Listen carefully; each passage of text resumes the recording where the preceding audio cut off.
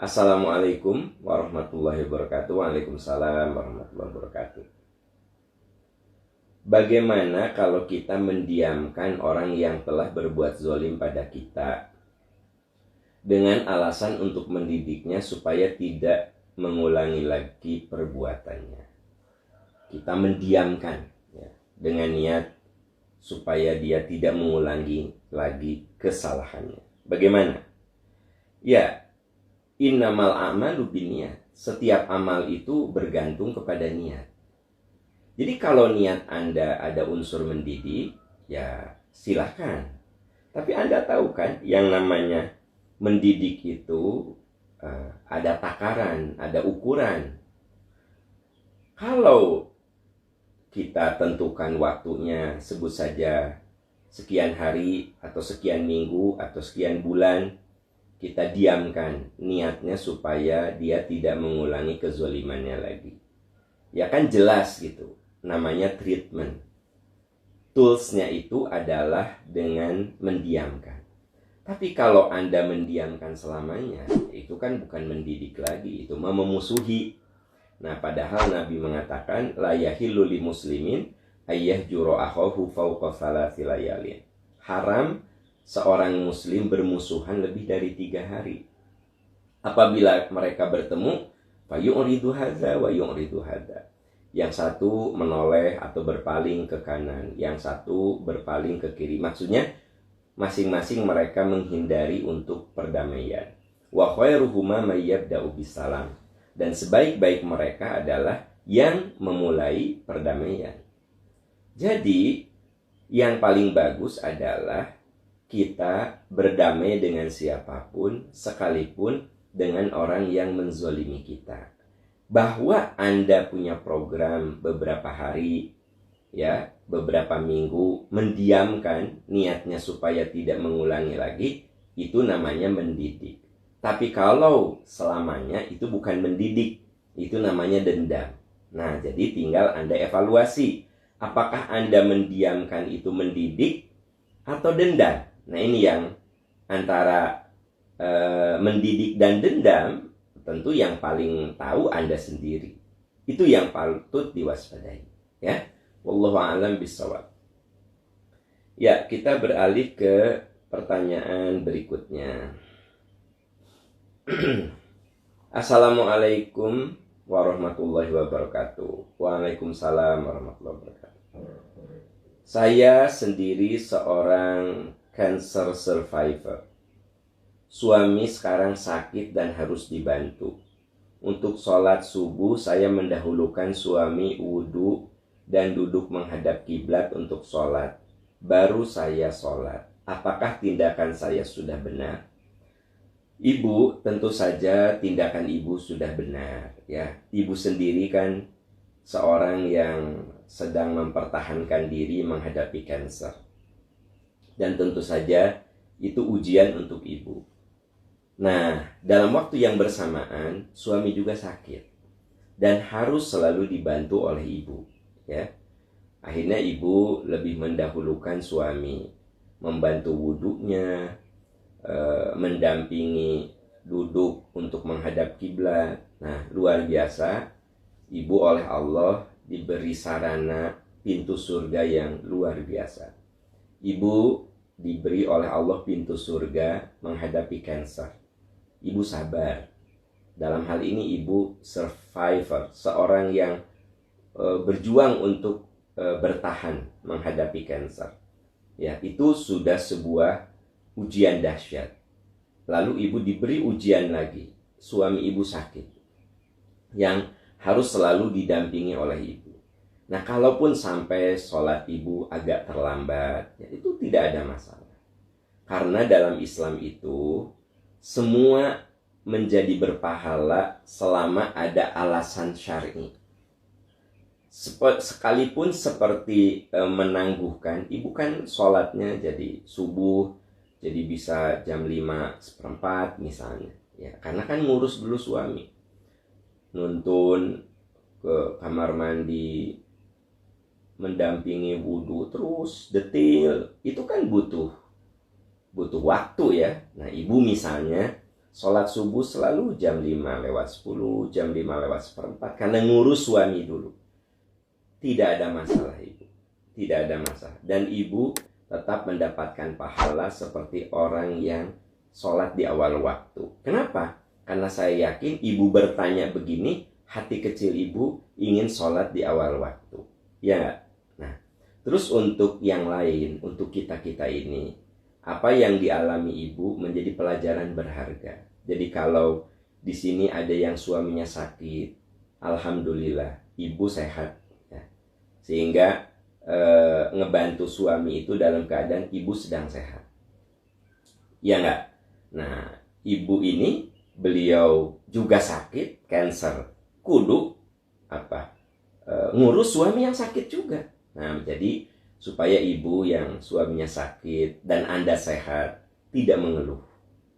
Jangan mengeluh. Mengeluh itu bukan sifat orang beriman. Bukan. Orang beriman itu alladzina idza asobathum musibah qalu inna lillahi wa inna ilaihi rajiun. Dia terima dengan lapang hati. Kalaupun mengeluh, silahkan.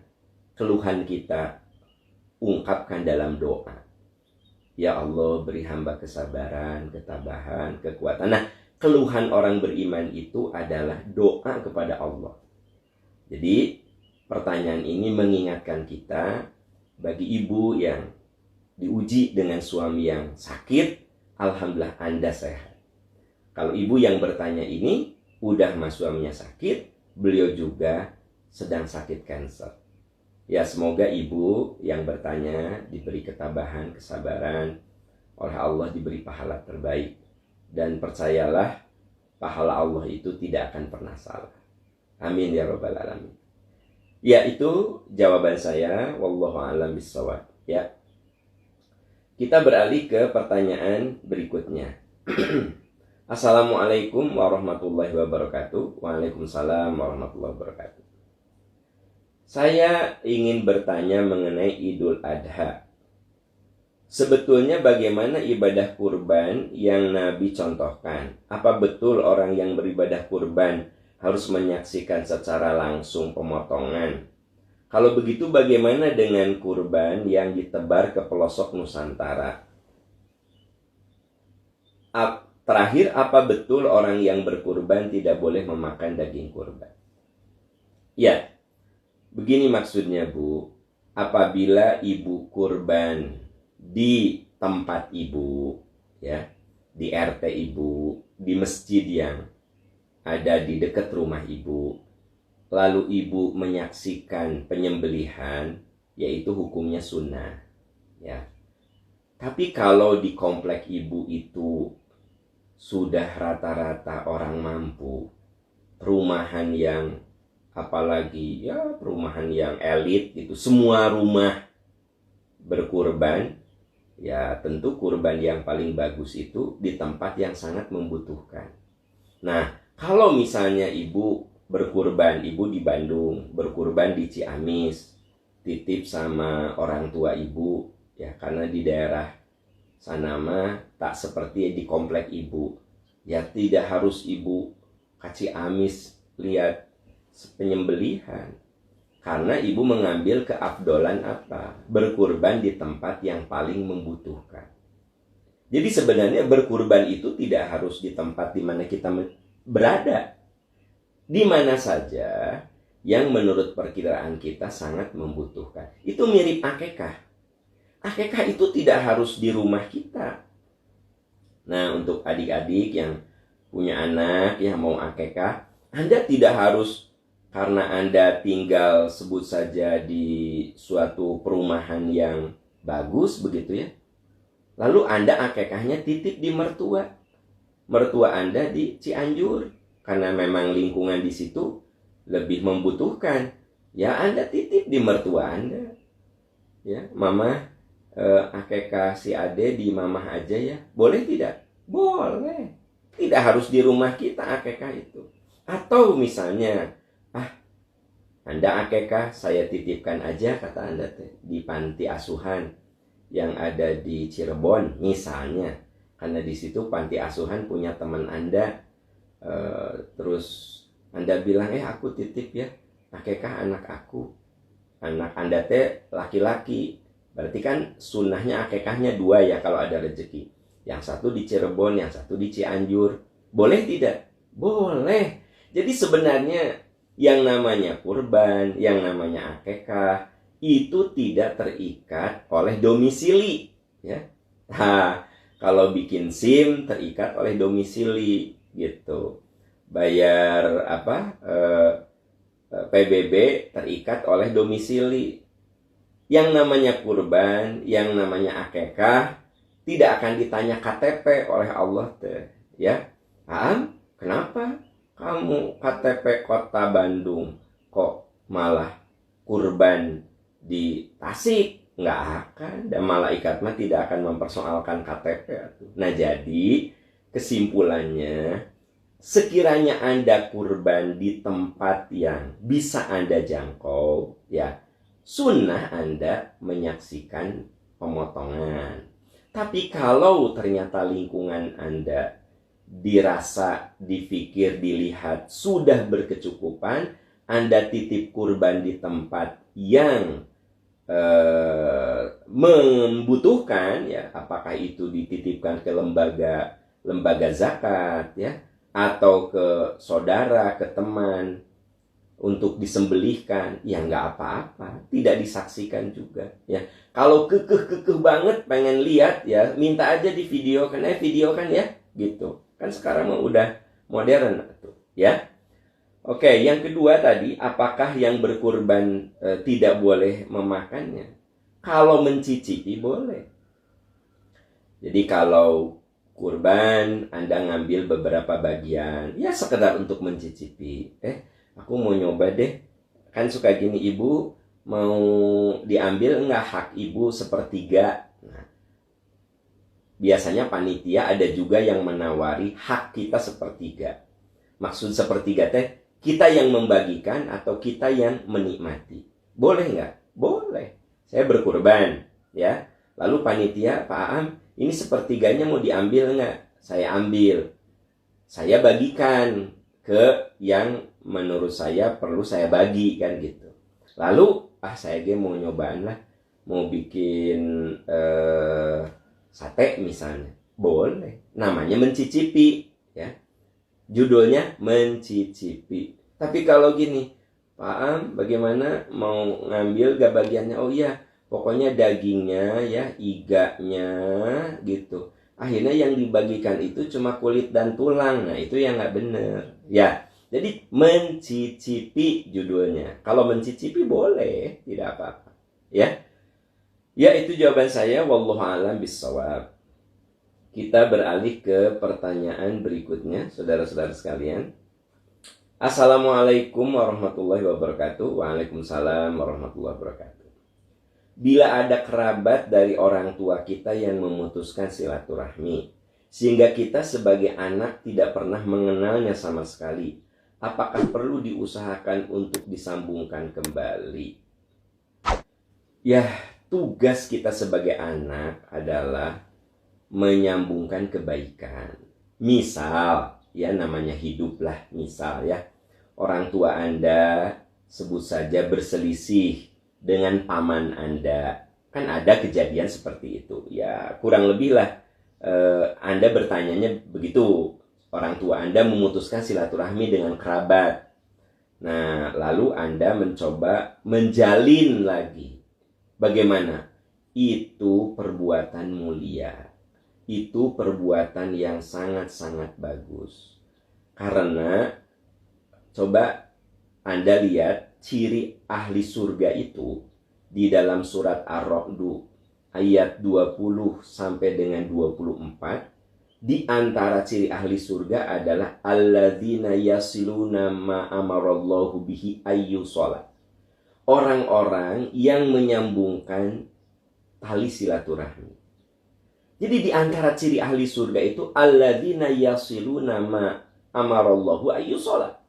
Orang-orang yang menyambungkan silaturahmi yang Allah telah perintahkan. Nah, kalau orang tua kita sempat ada konflik dengan kerabat, ya, lalu Anda sebagai anak justru mencoba mencairkan. Apalagi kalau orang tua Anda sudah wafat, Anda menyengaja datang ke kerabat Anda. Walaupun dia misalnya masih ingat, masih musuhan sama orang tua Anda, ya Anda bilang, misalnya dia paman Anda, ya kan gitu. Mang, maafkan papa ya, saya sebagai anaknya, tentu saja saya ingin menyambungkan silaturahmi. Biarin aja Anda memintakan maaf untuk orang tua Anda yang sudah wafat. Jadi jangan sampai orang tua Anda berselisih, bermusuhan, itu anak turunannya 7 turunan bermusuhan. Ini nggak benar. Yang benar adalah kalau orang tua kita bermusuhan, kita ikut mendamaikan. Kita tuh juru damai. Nah, kenapa? Karena Nabi Shallallahu Alaihi Wasallam mengatakan, wa khairuhuma mayyabda'u bisalam. Yang paling bagus adalah yang memulai perdamaian. Dan di antara ciri ahli surga, surat apa tadi? Coba Anda baca Ar-Ra'd ayat 20 sampai 24, ada kalimat alladzina yasiluna ma amarallahu bihi ayyusala. Orang-orang yang selalu menyambungkan silaturahmi. Jadi selama kita bisa bersilaturahmi, bersilaturahmi lah, ya. Ada waktu nengok kerabat, lakukan. Ada kesempatan untuk menengok orang yang sakit, lakukan. Karena kan yang namanya silaturahmi itu bentuknya macam-macam. Bisa menciptakan perdamaian. Kalau Anda sedang ada konflik, orang tua Anda sedang ada konflik, Anda juru damai. Itu namanya silaturahmi. Terus silaturahmi itu tahadau tahabu. Kita saling mengirim, memberi hadiah, ya. Misalnya Anda dari Surabaya punya oleh-oleh, kirim ke teman Anda. Walaupun ya kita bilang, ini mah nyobain aja ya. Kemarin suamiku dari Surabaya, itu silaturahmi. Tahadau tahabu. Atau Anda memberikan makanan yang Anda buat. Coba ya. Ini di tengah pandemi aku cobalah belajar bikin kue. Ini kamu coba ya gitu. Kalau suamiku sih pada muntah ya kan gitu. Coba siapa tahu kamu mah enggak gitu. Bisa juga ya. Atau suami dan anak-anak pada seneng. Coba ya. Kamu coba ya. Bisi mereka mah cuma nyenengin aku. Nah itu kan namanya silaturahmi ke teman dekat, ke saudara ya. Atau misalnya ada waktu kita nengok orang tua, kita nengok mertua, kita nengok saudara. Itu kan bagian dari silaturahmi.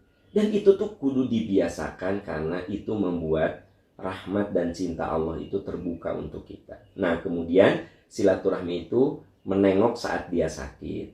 Silaturahmi itu mendoakan tanpa sepengetahuannya.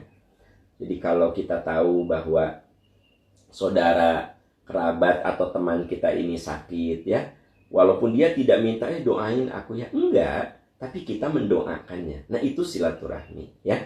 Jadi sungguh mulia kalau orang tua Anda berselisih, bahkan sampai terkesannya putus silaturahmi dengan kerabat, Anda sebagai anak atau cucunya berjuang untuk membangun kembali puing-puing silaturahmi yang runtuh. Anda bangun pelan-pelan. Dan memang kadang-kadang butuh waktu.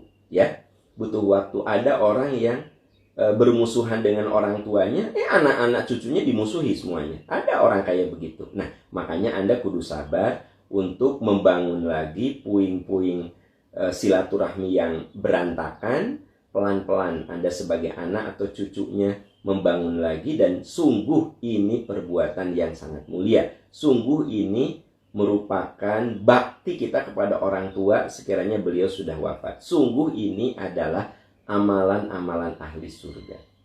Wallahu a'lam bishawab. Ya, itu jawaban saya. Kita beralih ke pertanyaan berikutnya. Assalamualaikum warahmatullahi wabarakatuh. Waalaikumsalam warahmatullahi wabarakatuh. Alhamdulillah Ustadz, saat ini saya masih diberi kesempatan untuk mendampingi bapak ibu saya yang usianya sudah 82 tahun. Kondisi ibu saya sudah sering lupa. Ibu atau bapak sering lupa. Sulit tidur malam, halusinasi, meracau, sensitif, sesekali suka menceritakan hal-hal yang merupakan rahasia masa lalu. Setahu saya, semasa mudanya ibu saya ibadahnya cukup baik. Hubungan tetangga, kerabat juga terjaga baik. Mungkin ini yang dinamakan gejala demensia pikun ya Pak. Jujur melihat kondisi beliau membuat saya khawatir akan masa tua saya. Saya yakin tidak ada seorang pun yang menghendaki berada dalam kondisi seperti ibu atau bapak saya saat ini. Adakah cara dan doa supaya kita terhindar dari demensia dengan kondisi seperti ibu atau bapak saya itu? Ya, makanya Bapak Ibu ya, kita disuruh untuk berdoa agar masa tua kita tidak merepotkan orang lain. Kita boleh berdoa, ya Allah, beri saya umur yang berkah, beri saya umur yang membuat saya selalu dekat dengan Allah, Engkau ya Rob. Ya Allah, beri saya kekuatan, beri saya pertolongan, agar di masa tua saya tidak merepotkan siapapun. Nah, itu sebabnya kan saya suka bilang, untuk apa kita panjang umur kalau kemudian jadi ngerepotin orang, ya enggak? Yang mendingan diberi umur yang berkah. Ada orang yang diberi umur 60, ya. Tapi memang hidupnya indah gitu.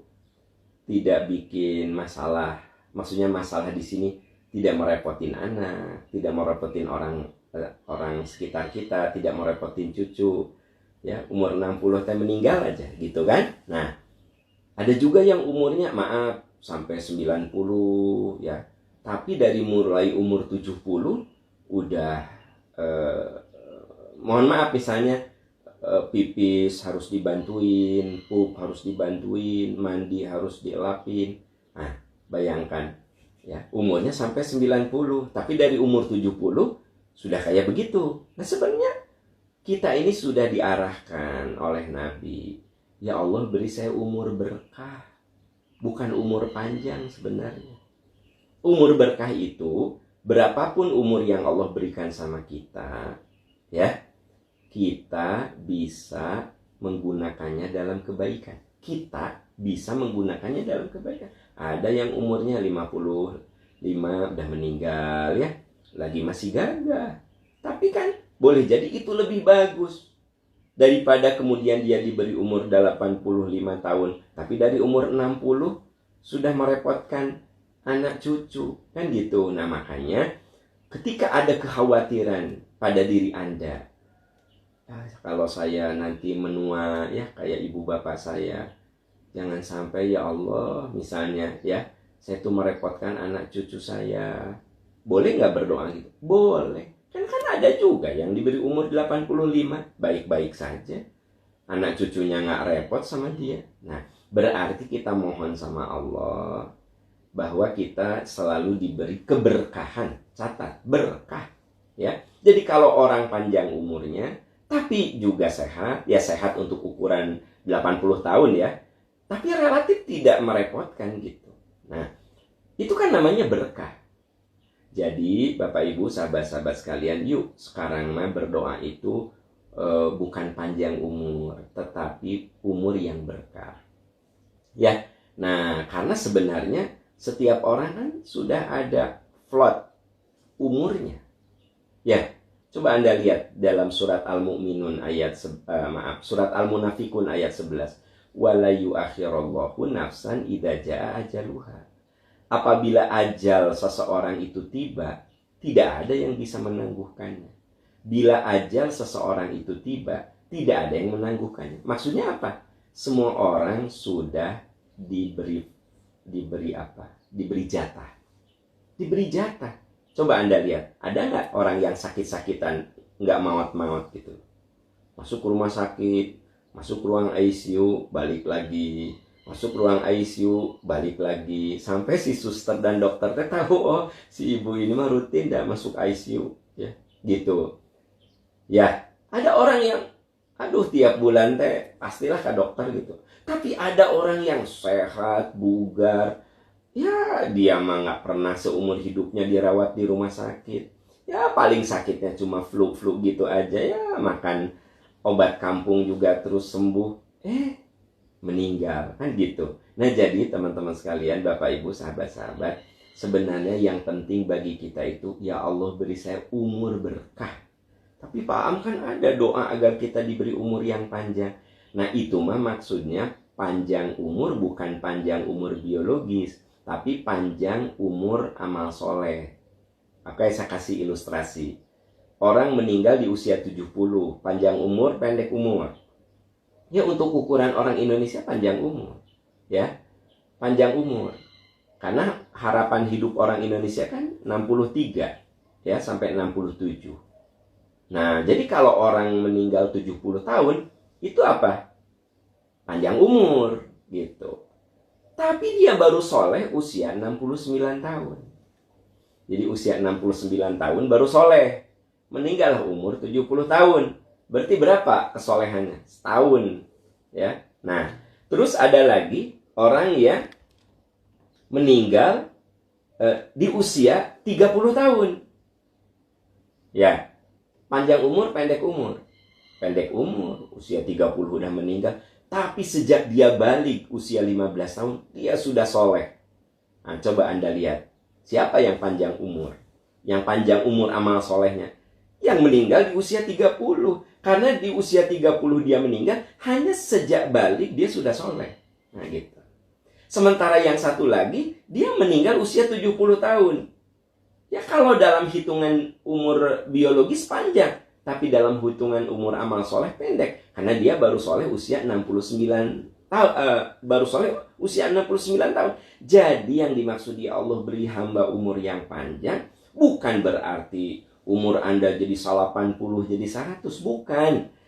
Ya Allah beri saya umur yang panjang, maksudnya kesolehan kita ini panjang gitu. Tapi Nabi juga mengatakan, khairun nas, sebaik-baik manusia, mantola umruhu wa hasuna amaluhu. Umur biologisnya panjang, umur amal solehnya panjang. Itu sebaik-baik manusia. Ada yang diberi umur 80 tahun, tapi benar-benar dari mulai balik sampai 80 itu dia tuh orang yang yang banyak berkontribusi, baik untuk dirinya, untuk keluarganya, untuk umat, untuk bangsa. Jadi orangnya itu selalu berbuat kebaikan. Nah, dia meninggal di usia 80.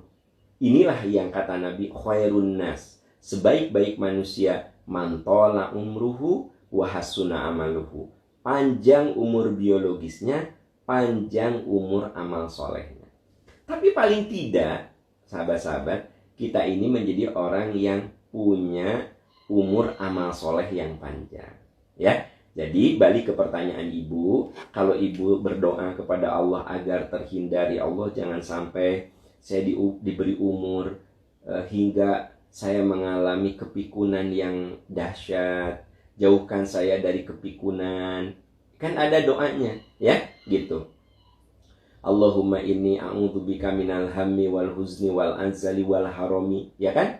Wa min fitnatil mahya wal mamati wal masihid dajjal, ada. Ya Allah, aku berlindung kepadamu dari azab kubur, dari kegelisahan, dari kekhawatiran, dari haram. Haram itu masa tua yang merepotkan orang lain. Aku berlindung kepadamu dari masa tua yang merepotkan orang lain. Nah, ada doanya. Kalau Anda bingung, coba Anda lihat buku yang saya tulis. Judulnya sudah benarkah doa orang-orang sukses. Coba Anda lihat buku yang saya tulis, doa orang-orang sukses, atau di buku yang saya tulis judulnya sudah benarkah sholatku. Di situ ada doa yang saya cantumkan dari hadis-hadis Rasul. Doa antara tahiyat, selesai tahiyat, sebelum salam. Tadi doanya. Ya, Allahumma inni a'udzubika minal hammi wal huzni wal anzali.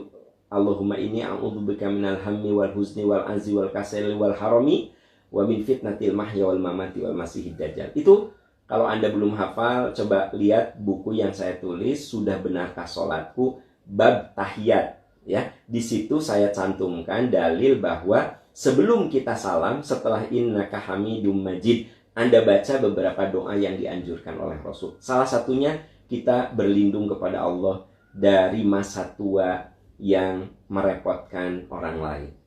Ya, itu jawaban saya. Wallahu a'lam bishawab. Ya, kita beralih ke pertanyaan berikutnya. Assalamualaikum warahmatullahi wabarakatuh. Waalaikumsalam warahmatullahi wabarakatuh. Semoga Pak Am selalu diberi kesehatan, hidayah, dan keberkahan. Amin ya robbal alamin. 1 tahun usia pernikahan saya banyak merasa sakit hati karena ucapan bapak mertua yang sering bertutur kurang baik. Saya tidak berani membahas ucapan bapak mertua karena saya menghormati beliau sebagai orang tua. Saya ingin berkeluh kesah menceritakan pada suami mengenai rasa sakit hati saya selama ini dengan tujuan dapat mengobati rasa sakit saya. Kata orang Sunda mah diupahan, tapi suami saya menolak untuk mendengar. Ya, itu bagian dari perjalanan rumah tangga. Jadi rumah tangga tuh gini. Kadang suami soleh, ya mertua yang nggak soleh, ya. Kadang suami kayak pelit lagi ujiannya teh, ya. Kayak tapi pelit. Kadang punya suami dermawan, miskin lagi. Jadi suami Anda teh dermawan, ayah pengen beli motor, sok kalau ada duit mah. Jadi kan dermawan gitu. Ayah, mama tuh pengen piknik lah kemana ke tongka, jangan yang deket-deket aja, jangan ke taman lalu lintas, kebun binatang. Mama tuh pingin piknik atau sekali-kali ke Bali kayak, iya sok ya, ada duit mah. Jadi ternyata suami Anda tuh orang dermawan, sok, tapi nggak ada uang. Anda punya suami, ada uang, pelit lagi, ya kan? Punya suami soleh, mertua bermasalah, ya kan? Nah, ternyata suami Anda itu tipe orang yang nggak mau dengar keluh kesah. Ya, kalau menurut hemat saya, rumus yang pertama apa? Terima saja. Jadi gini, cara yang paling enak memahami orang, gitu. Misalnya gini, mertua saya itu ya kalau ngomong nyelekit. Oke, pertama kali Anda kaget kan? Mertua saya kayak begitu. Nah, misalnya Anda inginlah diupahan ku suami ngomong, ya. Suami tak kalah marahin Anda, misalnya. Atau kata Anda, suami saya teh cuek malah nggak mau bahas. Aku nggak mau bahas itu, kan gitu. Nah, cara yang paling enak apa? Terima kenyataan bahwa mertuamu kayak begitu. Sehingga kalau dia ngomong yang nyelekit, tong dianggap. Biarin aja dah. Dia memang gitu. Ya, dari mulai mudanya juga udah gitu. Dia juga ke istri, misalnya kan Anda cerita mertua laki-laki ya, si mamah juga disakitin sama mertua laki-laki aku. Jadi begitu Anda menerima, jadi ngomong kayak apapun tuh sebenarnya Anda akan memiliki imunitas, kekebalan. Karena ya udah, terima, mau apa lagi. Kayak begini deh, Anda datang ke tempat sampah, bau nggak sih? Ke tempat pembuangan sampah, bau ya? Pasti bau. Wah, Anda tutup.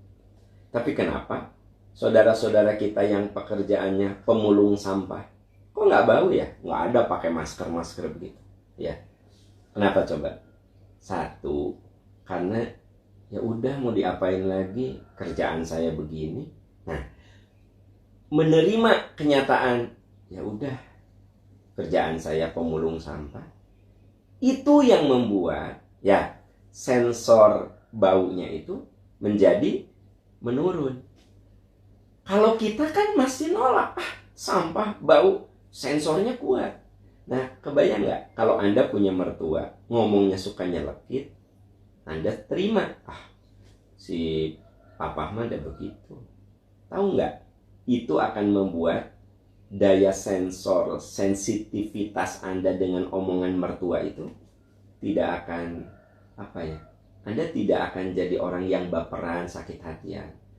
biarin aja lah si papa mah deh gitu. Nah, Anda tuh ngomong ke mertua Anda dalam hati, baiklah, nggak usah didengerin, memang begitu. Istri ke istrinya juga begitu, ke anak-anaknya juga begitu, apalagi ke aku, mantunya. Nah, jadi ibu, tahu nggak rumus supaya beban kita ringan? Terima. Itu yang dijelaskan di Al-Baqarah ayat 155 157, alladzina idza asabatu musibah qalu inna lillahi wa inna ilaihi raji'un. Orang yang kalau ditimpa musibah dia menerima. Semua milik Allah kembali kepada Allah. Kenapa? Karena kalau kita menerima, nanti energi positif yang ada pada diri kita itu akan membuat kita mempunyai daya tahan yang bagus, imunitas yang bagus. Ya, itu saran saya. Toh dia mertua Anda walau bagaimanapun, ya sudah terima. Terus jangan kemudian, suami aku mah nggak ngerti aku ya, aku keluh kesah kok dia nggak pernah peduli. Begini, suami Anda udah tahu, dibahas juga. Dia kan udah jadi anaknya sekian puluh tahun, dibahas juga. Si papa mah mau arobah gitu. Nah gitu maksudnya. Jadi Anda jangan, suami aku mah, aku berkeluh kesah teh kalau kacuek, nggak pernah mau denger. Ya denger ya, karena suami Anda tahu dibahas kayak apapun. Nah bapak dia itu memang gitu ya. Jadi kasarnya mungkin suami bilangin, udahlah kamu terima aja lah gitu. Nah, tapi orang itu ada yang ekspresif, udah tuh kamu terima aja. Ada yang gitu, ada juga dia seperti tidak menanggapi. Karena apa? Ditanggapi juga tidak menyelesaikan masalah. Kitanya aja yang ngerti. Jadi itulah kita kadang-kadang dalam hidup, jangan terlalu banyak menuntut orang lain memahami kita. Tapi bagaimana kita memahami orang lain. Nah, itu yang sebenarnya lebih, menurut saya, lebih ringan. Kebayang nggak? Anda menuntut suami Anda memahami Anda, capek. Tapi apa? Ya udah, aku pahami dia. Nah, jadi kenapa suami Anda tidak mau membahas? Menurut pandangan saya, mungkin suami Anda udah tahu persis karakter bapaknya. Jadi dibahas juga tidak menyelesaikan masalah. Jadi gimana? Udah Anda terima. Nanti imunitas Anda untuk menerima rasa sakit itu menjadi lebih kuat. Itu saran saya. Wallahu a'lam.